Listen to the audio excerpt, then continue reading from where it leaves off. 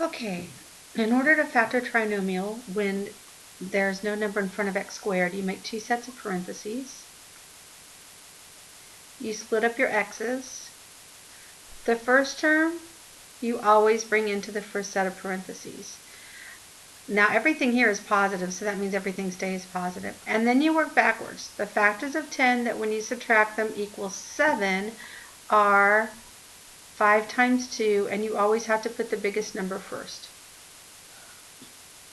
The next one, I make two sets of parentheses. I split up my x's. I bring down the first sign into the first set of parentheses, so that's a minus. Now to get the other sign, you make this little triangle here. It's like a triangle, and you cover up what the original problem had. So the original problem had a minus and a positive, so I cover those up, and that means the other set of parentheses that I don't have yet has to be a negative. So then you work backwards. The factors of 63 that when I add them equal 16 are, and if you can't think of it right away, 1 times 63, 3 times 21,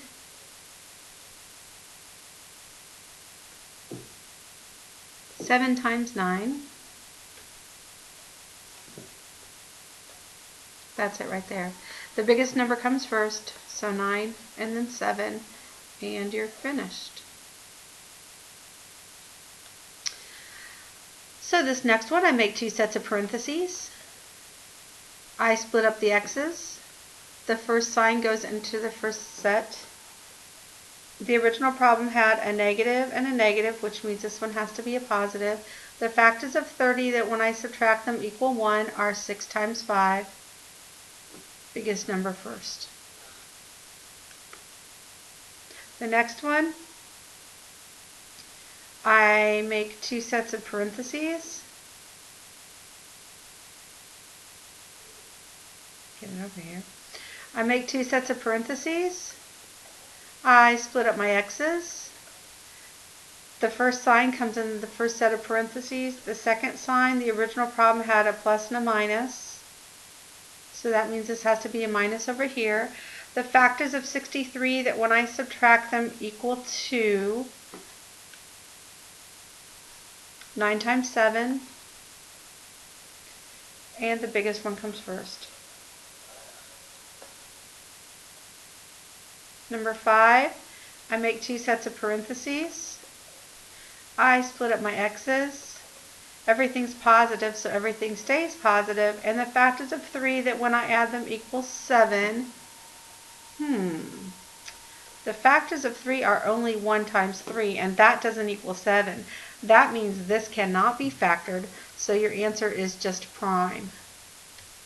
You actually write that out as prime. Okay, the next one, number 6, I'm still going to make two sets of parentheses. I split up my x's, but I also have a y squared at the end, so I must also split up my y's. Now, the first sign you bring into the first set of parentheses, everything actually is positive, so everything stays positive. So work backwards. The factors of 27, when you add them, equal 12, are 9 times 3, biggest number first, and you've got your answer. The next one, you have to rewrite it before you can factor it. So I'm going to rewrite this one as m squared plus 13m plus 12. The squared term has to come out front. The number in the letter has to go in the middle, and the constant, the number without a letter, has to go at the end. So now I'm ready to make my two sets of parentheses. I split up my m's. Everything's positive. And the factors of 12 that when I add them equal 13 are 12 times 1, biggest number first. The next one must also be rewritten. So I'm going to rewrite it as t squared, a positive 4t, and a negative 21. So I make my two sets of parentheses. I split up my t's. You use the first sign of what it was when you rewrote it. So this The original problem had a plus and a minus, so the next sign has to be a minus. The factors of 21 that when I subtract them equal 4 are 7 times 3, largest number first. Number 9, I make my 2 sets of parentheses. I split up my A's. I split up the B's at the end because there's 2 of them. You bring over the first sign, minus, and the next sign you cover up your original problem. It needs to be a minus. Okay, the factors of 42 that when I add them equal 13. So 42, that's 6 times 7. Sometimes it'll come to you right away, sometimes it won't. The biggest one has to come first.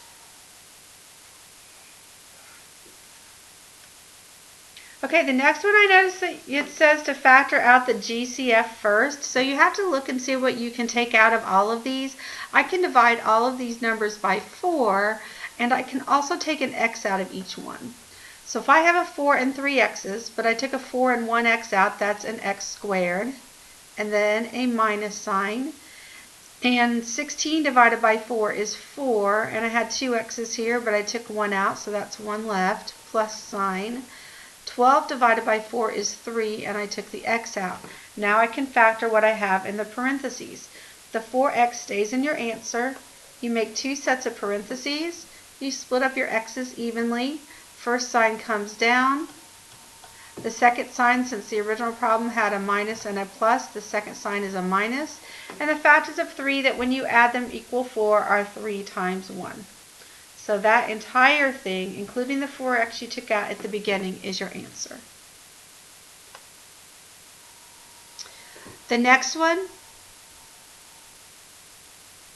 I make my 2 sets of parentheses. I split up my x's. Everything's positive, so everything stays positive.